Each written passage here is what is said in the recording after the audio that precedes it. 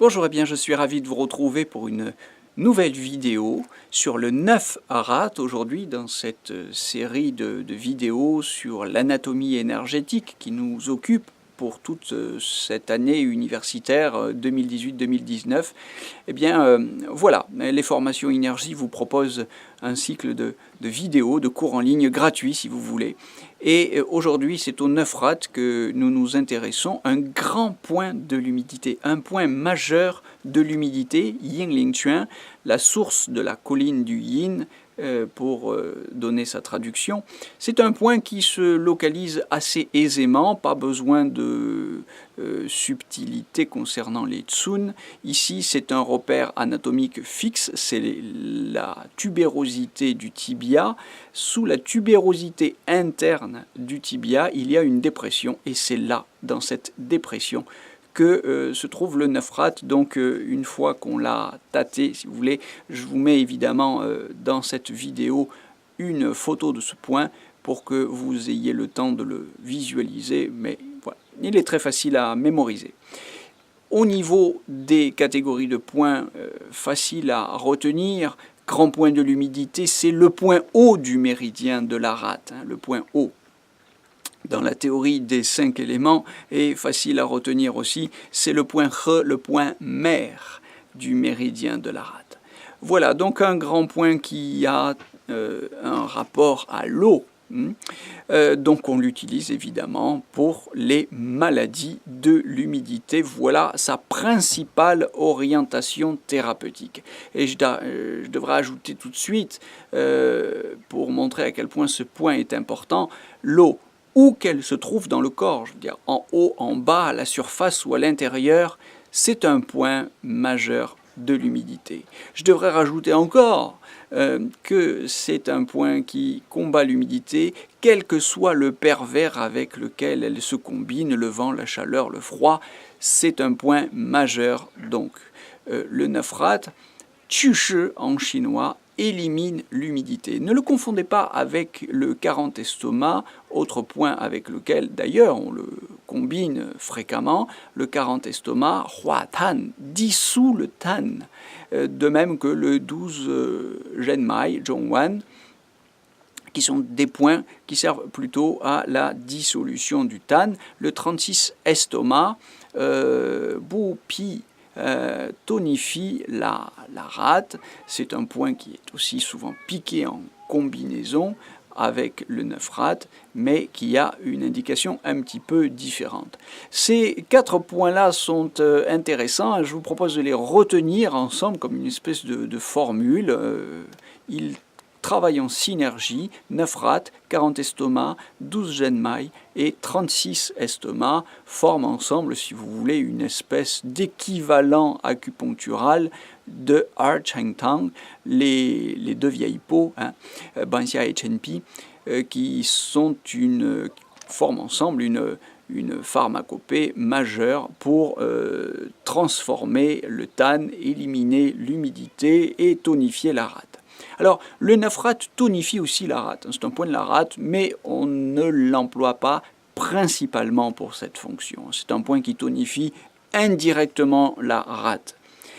Et puis, c'est aussi un point, comme point du genou, qu'on peut utiliser pour les douleurs localisées du genou, que ce soit des traumatismes, des syndromes BI récents ou chroniques, que ce soit pour des syndromes Weijing, des syndromes atrophiques, ou toute autre douleur du genou. Donc voilà, il faut retenir que c'est un point qui élimine l'humidité, qui va favoriser la diurèse et détendre les collatéraux et les tendons. Je vous donne en passant rapidement quelques indications thérapeutiques qui ont essentiellement rapport donc avec l'humidité, pour lesquelles on utilise ce 9 Rat. Eh bien, pensez aux migraines de type humidité. Donc ce sont des migraines qui correspondent, des céphalées si vous voulez, qui correspondent à la migraine, c'est la moitié de la graine, la moitié de la tête. Donc je réserve en général plutôt ce terme pour les maux de tête de type foie. montée de yang du foie ou stagnation de qi du foie, etc. Bon, bref, migraine ou céphalée, c'est vrai que dans le langage courant, on ne distingue pas trop.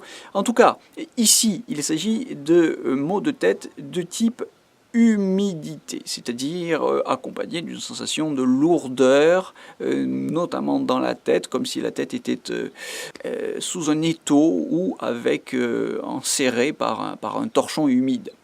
Ce sont des douleurs qui s'aggravent à l'humidité, etc., avec une langue plutôt gonflée. Je vous renvoie évidemment au cours sur les migraines et les céphalées. Bon, c'est l'équivalent, si vous voulez, ici, le 9 rat dans ce type de maux de tête, de Banxia Beiju Tien Matang. C'est l'équivalent aussi de Tianhuo Shen Shetang. Vous trouverez des équivalents pharmacopées, mais c'est un point qui, en acupuncture, faute de pharmacopée, pourra très bien nous libérer de ces maux de tête.